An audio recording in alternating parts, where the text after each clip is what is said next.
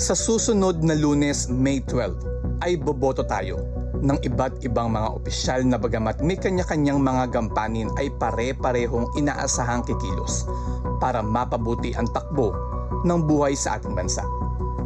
Boboto tayo ng mga pinunong lilikha ng batas, magpapatupad ng mga programa at tutulong sa mga mamamayan para paunlarin at gawing progresibo ang kanilang komunidad.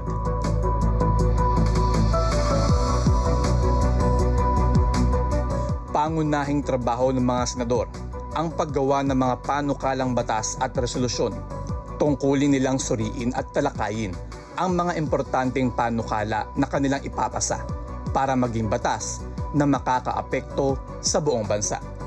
Kabilang dito ang mga batas tungkol sa edukasyon, kalusugan, ekonomiya, karapatan sa paggawa o labor rights, pambansang seguridad at marami pang iba. Tungkulin din nilang aprubahan ang pambansang budget na gagamitin para sa proyekto at programa ng iba't ibang ahensya at departamento ng pamahalaan. May mga kapangyarihan din silang magsagawa ng mga investigation in aid of legislation o investigasyon kaugnay ng pagbabuo nila ng legislasyon. Maaari rin silang mag-aproba o magbasura ng mga kasunduan at pagtatalaga o mga appointment na ginawa ng Pangulo. Ang mga panukalang batas na kanilang ipinapasa ay may direktang epekto sa bawat Pilipino saan man dako ng bansa. Halimbawa, ang isang panukala para sa reforma sa edukasyon ay makaaapekto sa lahat ng pampublikong paaralan, nasa Maynila man ito o sa malalayong lalawigan. Inihahalal tuwing ikatlong taon ang kalahati sa mga senador. Nanunungkulan sila ng 6 na taon at maaaring mahalal muli ng hanggang 2 magkasunod na termino. Sa May 12, 12 senador ang ating ihahalal.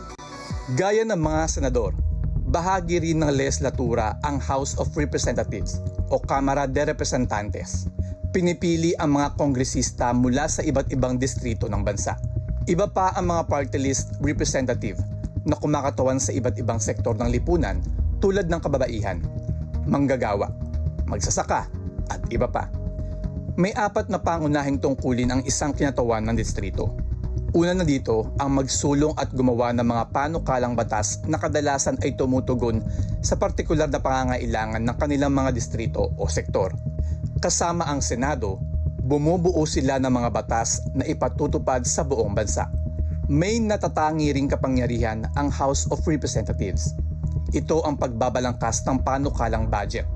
Sila ang may pangunahing tungkulin sa pagsusuri at pag-aproba ng taunang General Appropriations Act o GAA na nagtatakda kung paano gagastusin ng pamahalaan ang pondo ng bayan. Tulad ng mga senador, maaari rin silang magsagawa ng investigation in aid of legislation. Maaari rin silang maghain ng impeachment complaint laban sa matataas na opisyal ng pamahalaan gaya ng Pangulo, Pangalawang Pangulo, Chief Justice at Ombudsman. Bilang kinatawan ng kanilang mga distrito, inaasahang tutugunan ng mga kongresista ang mga lokal na issue at hiling ng kanilang mga nasasakupan. Kadalasan sila ang namimigay ng guarantee letter, mga ayuda tulad ng mga scholarship, health mission at iba pang tulong para sa komunidad. Inihahalal ang mga kongresista kada 3 taon at maaari silang manungkulan ng hindi hihigit sa 3 magkasunod na termino. Sa kabuuan ay 317 na district representative at party list representative ang ihahalal sa May 12.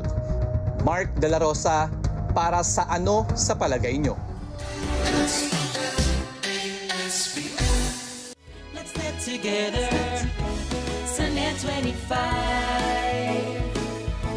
Sunday 25.